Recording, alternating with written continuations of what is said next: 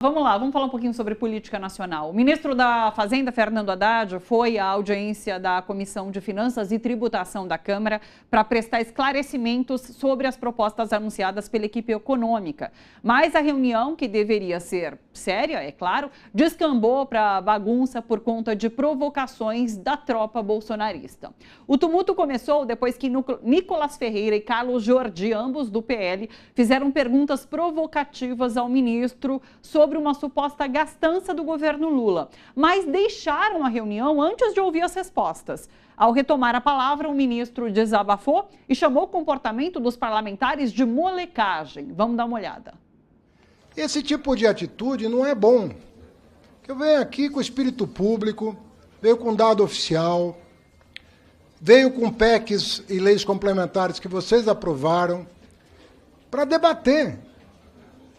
Agora, esse tipo de atitude de alguém que quer aparecer na rede falando sério e corre sempre que o embate vai acontecer, eu estou perdendo aqui um minuto para esse desabafo, porque é um pouco de molecagem, sabe? Isso não é bom para a democracia. Então, já que eles não estão aqui, quem sabe vocês mandem o recado para o Nicolas e para o Jordi, aprender um pouco das contas públicas brasileiras. Jordi, que havia deixado a comissão, retornou à audiência e partiu para a baixaria. Quero te dizer, ministro, que moleque é você. Moleque é você, por ter aceitado um cargo dessa magnitude e só ter feito 2 meses de economia. Não vem aqui querer cantar de galo na Câmara dos Deputados, porque você é ministro, mas eu sou deputado. Respeite o parlamento. Moleque é você. O deputado Rogério Correia, que presidia a sessão, tentou retomar os trabalhos e pediu ordem no plenário por algumas vezes. Sem acordo, decidiu encerrar a sessão enquanto os bolsonaristas Nicolas Ferreira, Marco Feliciano e José Medeiros, no melhor estilo ali, quinta série, promoviam a bagunça. Acompanhe.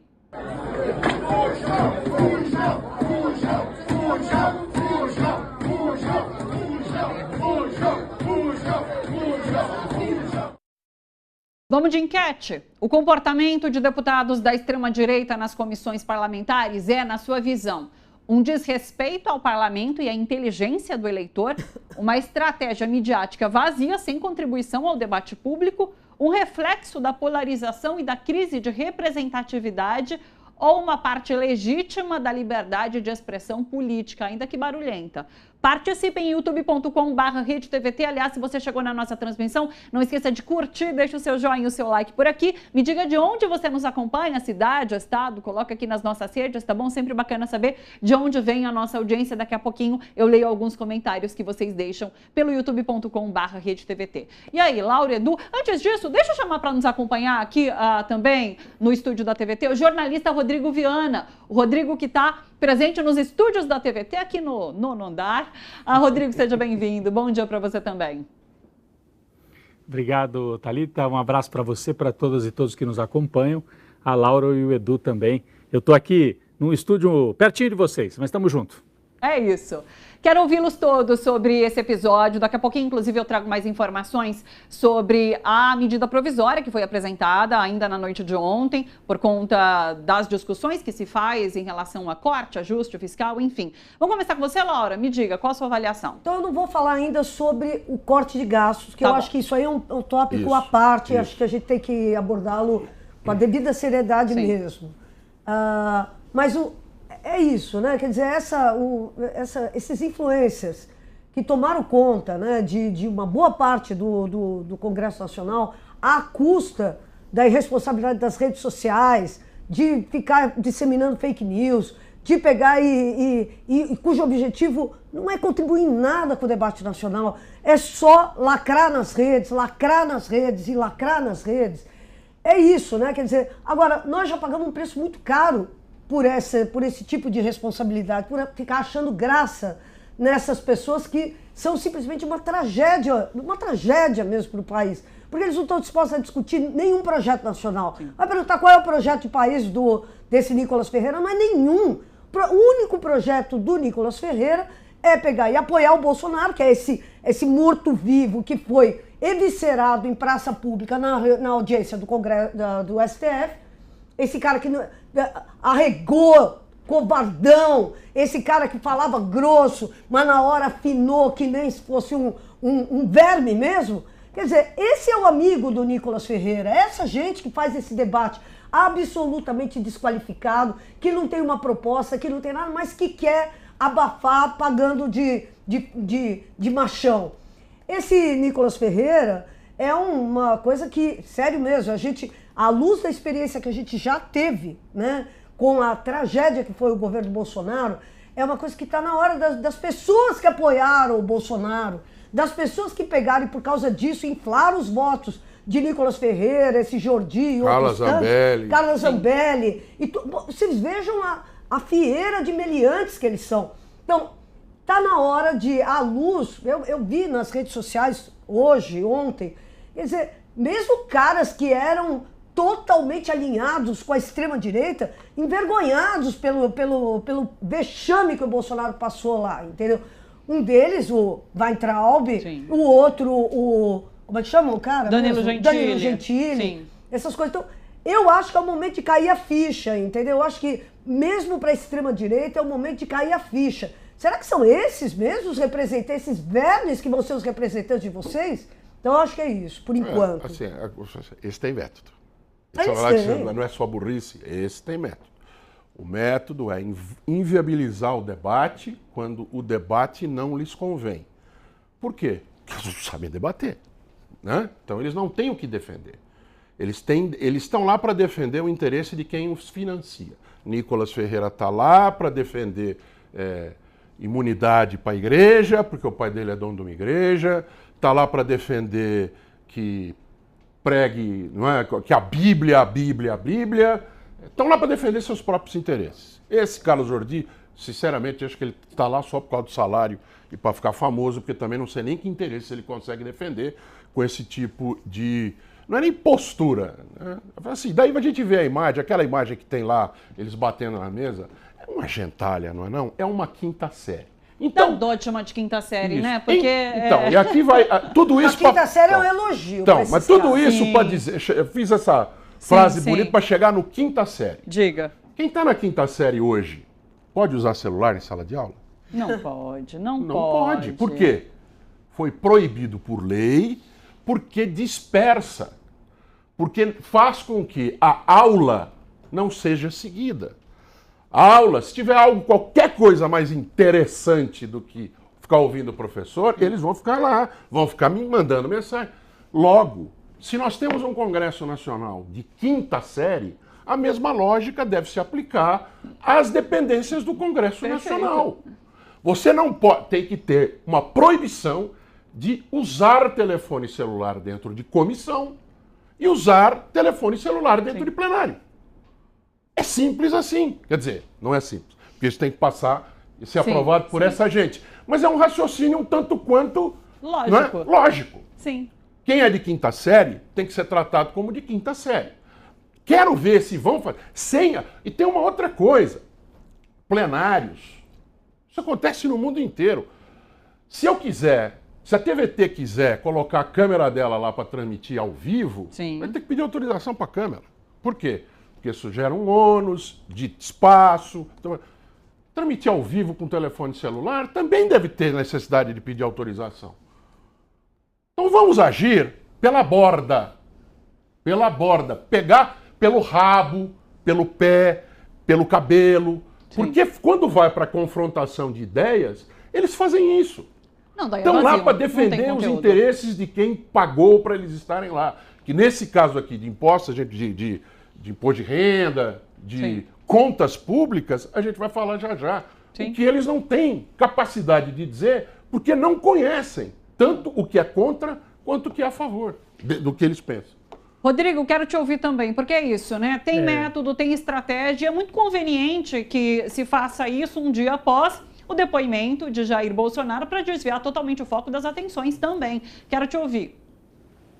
Eu diria que tem, assim, vários aspectos, além desses que a Laura e o Edu e você já trouxeram, né? Eu fico lembrando de quantos representantes dessa extrema-direita, que não é militar, é a extrema-direita da internet, já foram tombando pelo caminho. Vocês lembraram de alguns nomes aí, mas a gente pode fazer a lista. Joyce Hasselman, Alexandre Frota, Abraham Weintraub, que ontem fez uma postagem violentíssima, vocês já citaram aí, dizendo assim, assistir o Bolsonaro pedir desculpa e agir como um rato. Ele chamou de rato o Bolsonaro, e ele era um desses agitadores de internet. Daniel Silveira, que foi preso, saiu, foi preso de novo, adora frequentar, entrar e sair de prisão. E agora sobraram alguns. O Abílio Brunini foi eleito, né? Foi eleito lá para a prefeitura. Mas sobraram ainda esses estridentes e importantes, a gente não pode subestimar nem menosprezar a capacidade de comunicação que tem esse moleque, né? Como disse o Nicolas, como disse o Haddad, o Jordi um pouco menos, mas o Nicolas tem uma capacidade de conversar com as pessoas na internet. Agora, isso dura pouco. Será que eles não perceberam que os colegas dele, os coleguinhas de quinta série, foram tombando pelo caminho e que se eles continuarem nessa linha, eles vão tombar também? Que quem está ficando herdeiro desse discurso da extrema-direita não são mais esses componentes da direita da internet, mas é o próprio centrão. Então, quem hoje articula a candidatura para 2026, enquanto esses aí fazem barulho, servem de bucha de canhão e logo são descartados, quem vai ficar com a herança política da extrema-direita é o centrão. O Nicolas acha que vai durar para sempre essa festa, essa palhaçada que ele faz no Congresso? Não vai. Ele vai seguir o mesmo caminho em breve. Então eu chamo a atenção para esses dois fatos. O número de representantes dessa extrema-direita de internet que foi tombando pelo caminho, a gente pode acrescentar vários nomes aí. E o segundo ponto, que aparentemente essa fase que começou ali por 2013 ou 2016 e se estendeu até a última eleição, está já na decadência. Nós estamos vendo o centrão, a política tradicional ocupar esse espaço e dizer, defender a extrema-direita pode deixar que a gente faz. O Caiado, o Zema outro dia foi numa entrevista e negou que houvesse ditadura. O Caiado deu outra entrevista e também, não, ditadura, não, eu não chamaria assim. Então, essa gente aí está sendo usada por enquanto. Mas na hora do vamos ver, parece que quem vai disputar o poder para valer não são os moleques. E os moleques fazem barulho. E, aliás, moleques de quase 40 anos, né? Não deviam nem ser chamados assim. Mas quem vai ficar, quem está herdando essa agitação da extrema-direita é o pessoal do Centrão, são os componentes aí tradicionais da direita brasileira, que não precisam fazer isso, né? Eles usam, enquanto esses fazem esse burburinho todo aí, essa espuma, quem está articulando para valer para 2026 é a turma que está fazendo menos barulho, mas que pode provocar ainda mais estrago se vencer a eleição do ano que vem. Aliás, Nicolas Ferreira tem 18 milhões de seguidores nas redes sociais. 18 anos. Não, 18 milhões de seguidores. É o nosso Serginho Groisman da política, vai chegar com 70 anos. É o nosso Neymar, menino Ney. Aliás, você sabe que ele foi... Diga, Rodrigo. É o menino. Não, enquanto vocês falavam, eu pensava justamente nesse paralelo. Né? Ele vai ser para sempre o menino Nicolas. Né? Um menino, daqui a pouco está com 40 anos e agindo feito um menino. Mas olha, a maioria dos meninos não age mais assim como ele faz. Né? É até uma ofensa para os meninos da quinta série, como vocês falaram. Perfeito. Ele estava sendo cobrado, Nicolas Ferreira, pelos bolsonaristas extremistas por não ter ajudado, inclusive, a espalhar cortes mais positivos do interrogatório de Jair Bolsonaro nas próprias redes. Então, assim, tem essa disputa interna também. Tem uma tentativa desse bolsonarismo extremista queimar o Nicolas, porque ele pode se sobrepor ali aos filhos de Jair Bolsonaro, que não chegam aos pés em relação ao número de seguidores nas redes sociais. Então, tem todo esse contexto. Né? É um serpentário. Entre eles total, é um serpentário. Né? Dentro desse caldeirão. Não tem amigo nesse negócio aí. Então a gente pode esperar. E eu acho que é isso mesmo. Quer dizer, a gente está vendo um a um eles caindo. Cara, essa aí, e a gente vê que solidariedade entre eles é um negócio. Olha, eu vou te falar. Nem no câncer, como dizia Nelson Rodrigues. Exatamente. Né? É incrível, porque se a gente lembra, eu gosto de me lembrar, porque eu acho que perseguição, é aí que a gente não mede as pessoas no momento da alegria. A gente mede no momento da dor. A gente lembra que no momento da dor, quando o Lula estava preso, meu, era uma solidariedade, era um sentimento, era um afeto, era vamos estar juntos, vamos nos abraçar, vamos pro... A gente estava falando agora do Lindbergh, eu fiquei uma noite, dormi com o Lindbergh, Faria. Uau! Foi acampamento, revelações, no Dia dos Namorados. Mentira, Gleice, mentira. Meu Deus! Olha esse corte. Sim, solidariedade. Era acampamento de solidariedade ao Lula, na porta da Polícia Federal, tinha tido um atentado contra o Lula, e lá tava um monte de gente, e cada vez chegava mais gente, um atentado contra o acampamento, desculpa, e todo mundo chegando para se solidarizar e tal. Olha o que são esses caras, né? Quer dizer, diante da diversidade, da primeira diversidade, é cada um, são os ratos saindo do navio, cada um por si, Deus por todos, né? Deus, sei lá que Deus é esse deles. Mas é cada um por si, os meus interesses sobre todos. E tão esticados, né? Essa imagem tem que repetir todo dia na televisão, né? Como estão esticados esses caras? Falando, né? Estão tentando ficar na eterna juventude. Como estão esticados com o nosso dinheiro, hein? Olha lá. Olha lá, o olho de um e de outro, ele tá quase tocando na orelha. Olha, vamos falar agora sobre o conteúdo, então, dessa discussão, desse debate econômico. Antes de toda essa bagunça promovida pelos bolsonaristas, o ministro da Fazenda, Fernando Haddad, tentou esclarecer pontos do pacote de ajuste fiscal que inclui cortes de gastos públicos e mudanças na tabela do imposto de renda. Em sua exposição inicial, Haddad afirmou que compareceu à audiência numa missão de paz. Eu não vim aqui, eu vim aqui em missão de paz. Eu não vim aqui... eu vim aqui em missão de paz para a gente evoluir no debate, para a gente dar transparência para os números, para a gente discutir os temas. Quando a gente fala em reduzir um pouco a isenção fiscal de título, reduzir um pouco o benefício de título isento, é porque nós estamos com uma Selic de quase 15%. Então a gente está vendo essas distorções e procurando corrigir. Aí você fala, não, isso é aumento de tributo. Não, é correção de distorção. São 41 bilhões de renúncia fiscal nos títulos isentos. 41 bilhões. É mais do que o seguro-desemprego inteiro. É 3 farmácias popular. Do que nós estamos falando? É o tamanho do PAC. Então, se nós tivermos boa vontade com esse país, abertura de espírito, nós vamos chegar à conclusão do que tem que ser feito. Haddad foi questionado pelo deputado Nicolas Ferreira sobre o superávit primário do governo Bolsonaro. E didaticamente, Fernando Haddad explicou o porquê desse resultado da gestão anterior. Vamos acompanhar. Em 2018, o Bolsonaro fugiu de todos os debates. Eu era candidato a presidente, estava no segundo turno, ele correu de debater comigo. Agora aparecem aí 2 deputados, fazem as perguntas e correm do debate. Acabaram de falar aí e o Nicolas sumiu. É só para aparecer. Então, já que eles não estão aqui, quem sabe vocês mandem o recado para o Nicolas e para o Jordi aprender um pouco das contas públicas brasileiras. Vamos começar a falar sério aqui, né? Em 2022... eles estão alegando que teve um superávit primário. Por favor, doutor, ouça. Em 2022, o Jordi e o Nicolas falaram que teve superávit primário. A que custo? Vamos lá. O Bolsonaro deu um calote nos governadores. Tomou o ICMS sobre combustíveis dos governadores com a promessa de pagar. Quem pagou foi o governo Lula em março de 2023. 30 bilhões de reais.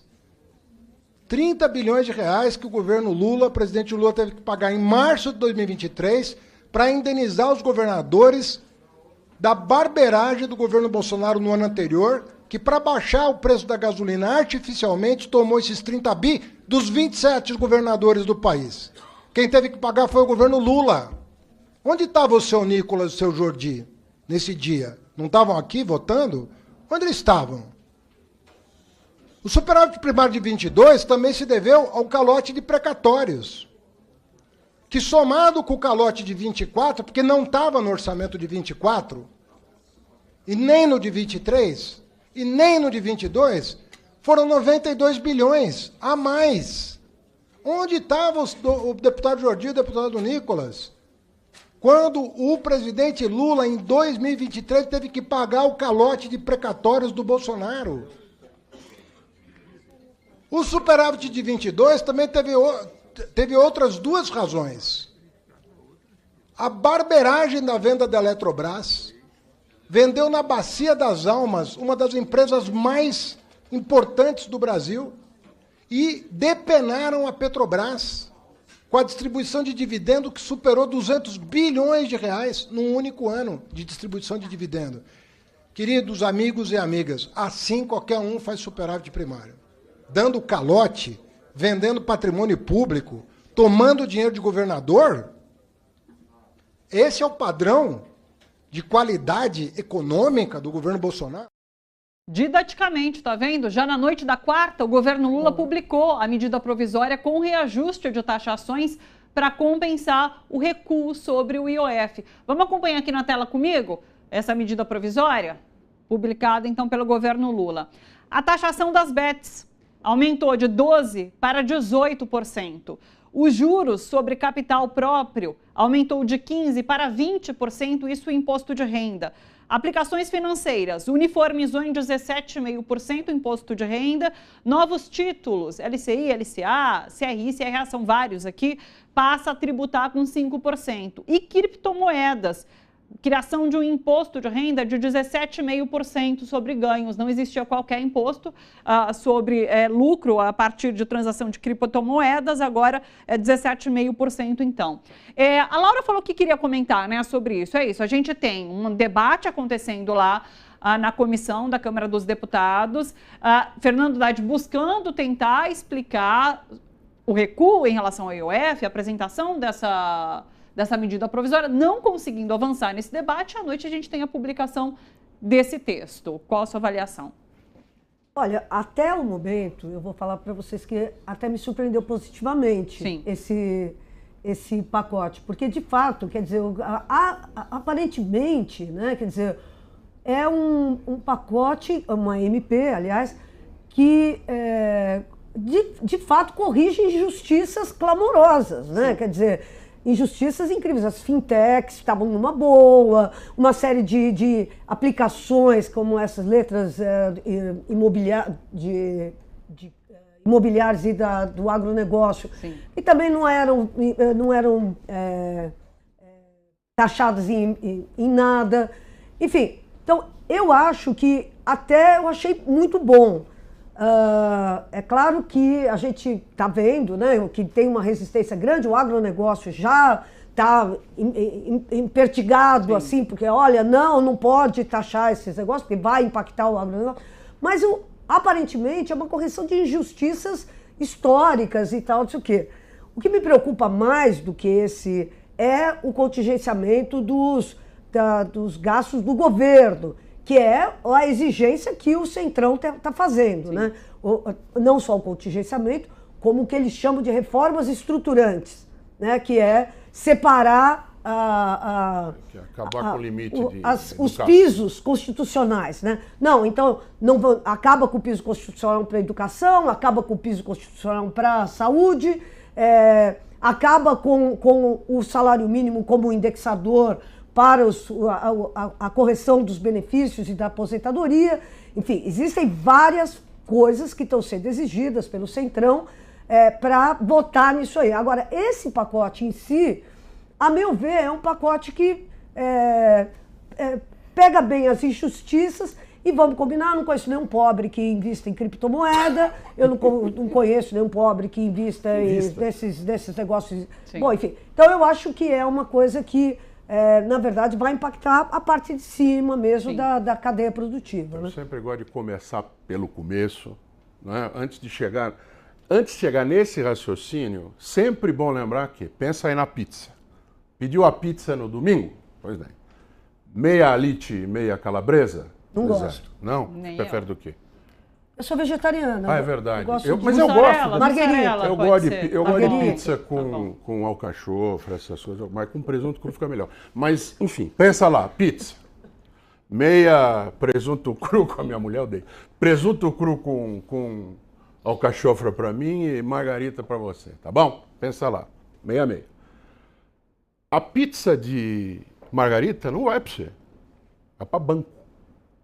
Estou falando do orçamento federal, não orçamento federal. Estou falando do dinheiro do orçamento federal todo, tá? Você não come a tua pizza, você vai ter que comer da minha. Mas, da minha pizza, divide ela em 4. Sobrou metade, tá? Divide em 4. 2 pedaços vão para a Previdência Social. Ok? Então, a minha pizza que você vai ter que comer, é só isso aqui. São 2 pedaços dos... Não são nem 8, porque eu dividi em mais. Metade é para banqueiro. Banco.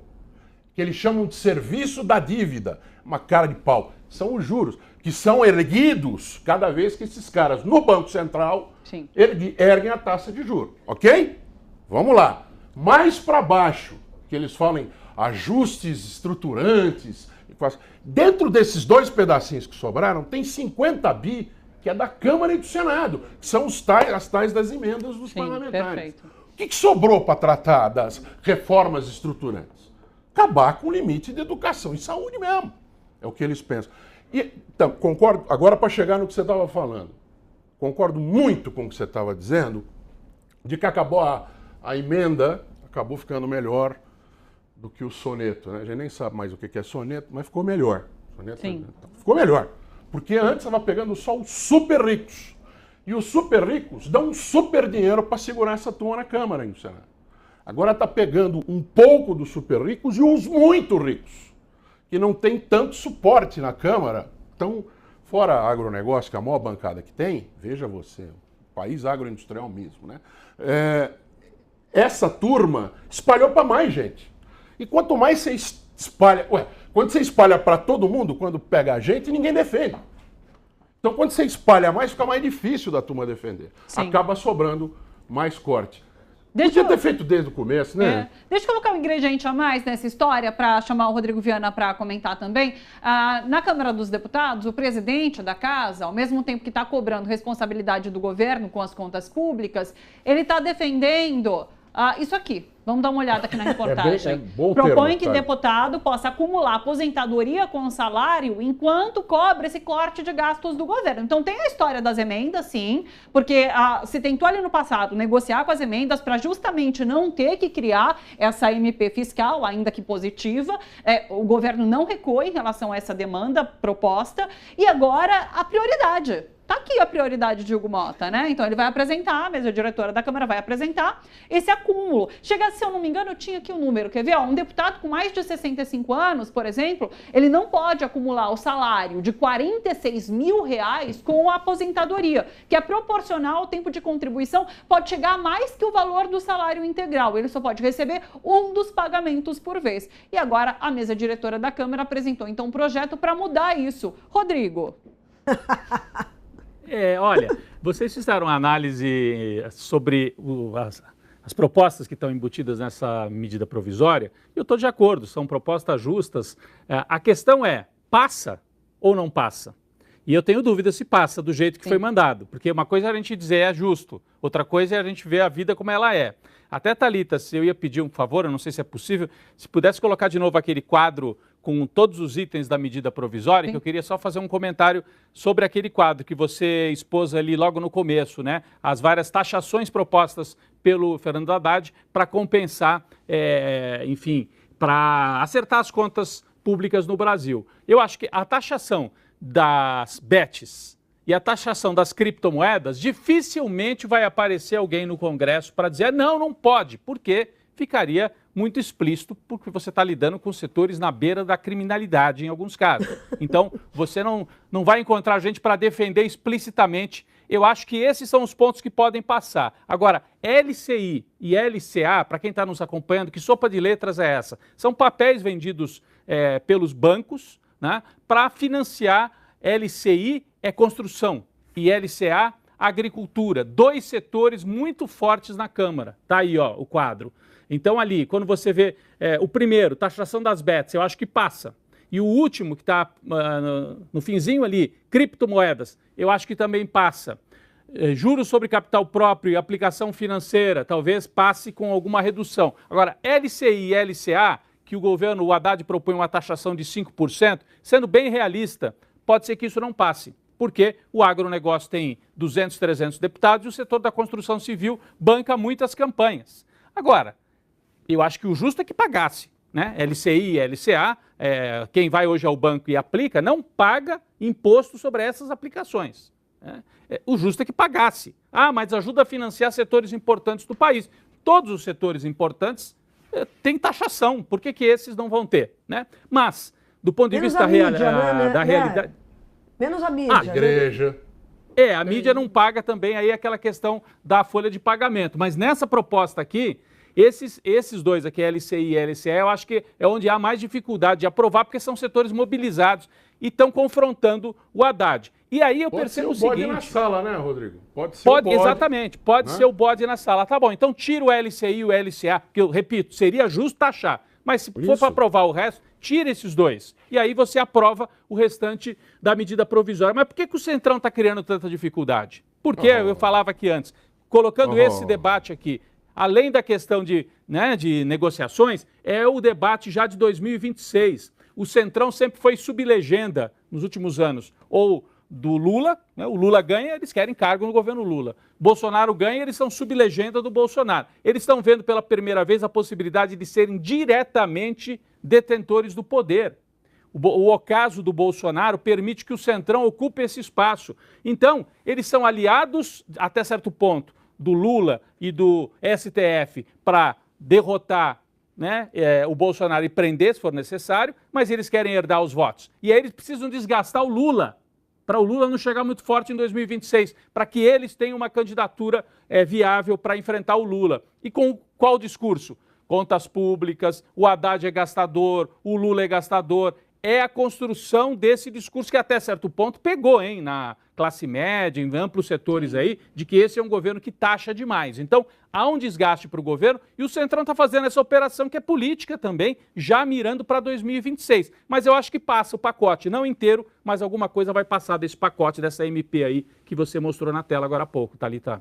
Agora, em relação à votação, e o papel do Centrão nessa votação, partidos com 4 ministérios no governo, o PP e União Brasil, anunciaram que eles vão fechar contra essa medida provisória. Presidente do relator Arthur Lira? O fechamento dessa questão é um instrumento utilizado para forçar que toda a bancada vote unida em uma só posição. União Brasil, lembrando, é o partido do presidente do Senado, Davi Alcolumbre, um dos principais aliados do presidente Lula. Ciro Nogueira, do Progressistas, disse que o momento é de riscar uma linha no chão para demarcar quem é contra e quem é a favor do aumento de imposto. Lembrando que no governo Lula, o PP chefia o Ministério do Esporte e a União Brasil indicou o comando de 3 pastas: comunicações, turismo e desenvolvimento regional. E daí a gente volta àquele debate que a gente já teve por aqui sobre a permanência desses partidos no governo. Lula já demonstrou que é melhor ter, de alguma forma, esses partidos por perto, mesmo que contrários a medidas do governo, do que se isolar completamente, tendo em vista 2026. Eu acho que a análise do Rodrigo também vai um pouco nesse sentido, não, Rodrigo? Sim.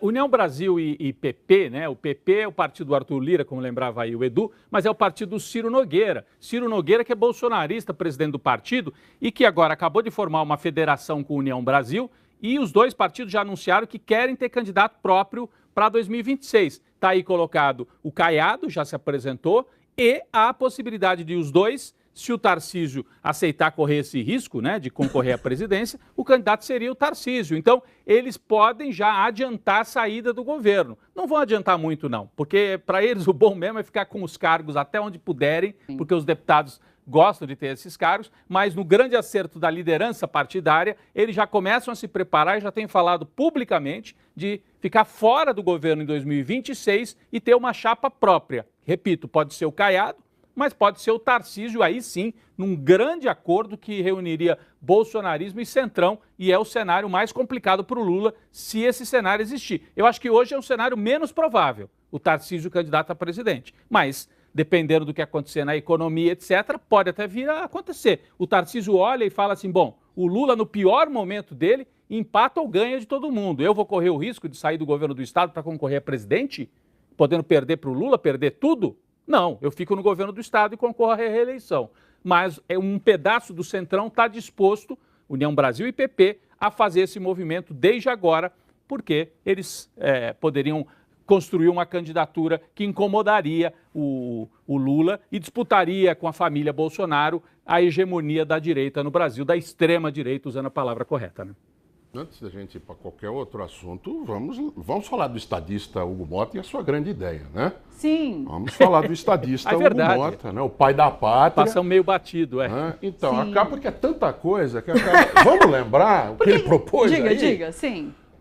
Olha, é de uma cara de pau, né? Sentemos a burduna com vontade. Como é que esse cara fala em, olha, corte de gastos, mas a minha aposentadoria e a da minha caterva aqui, a gente vai poder acumular com outro gasto público, que sai do mesmo caixa que... Lembra da pizza? Pois é, sai daqueles 2 pedacinhos que sobraram. É discurso para dentro? É. Sim. Mas também é discurso para fora. Olha, se vocês mexerem nas nossas emendas, a gente vai arrumar lugar em outro lugar para pegar dinheiro. Perfeito. Porque o que esses caras querem é exatamente... Assim, o bacana é que deu uma manchete para o que eles sempre estão querendo.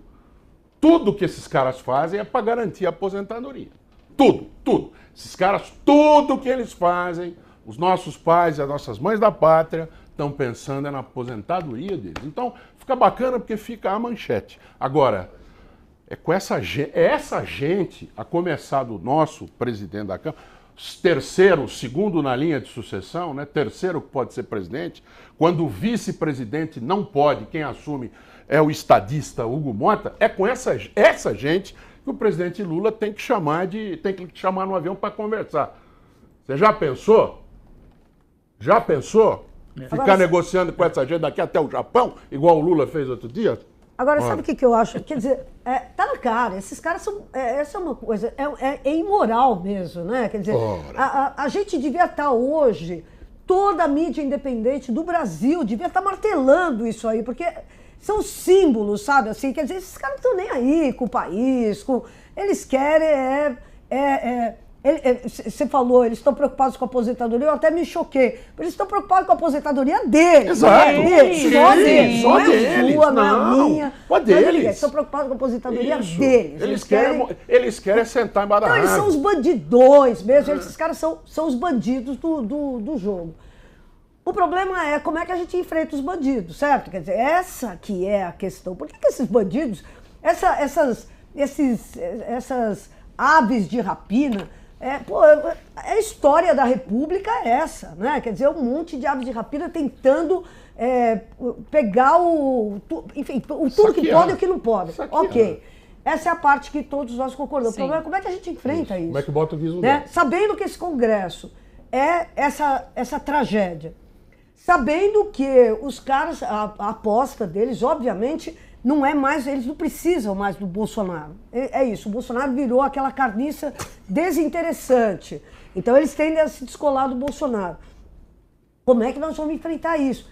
A Globo, todo o sistema financeiro tem uma fórmula para governabilidade, ou seja, privatiza tudo, corta os gastos, acaba com o reajuste do salário mínimo. Isso, 6 anos sem nós. E isso a Globo chama de acabar com a gastança, certo? Isso para a Globo, é acabar com a gastança. É parar de pagar, parar de fazer PAC, parar de fazer moradia popular, E isso para a Globo é o legal, é parar com a gastança.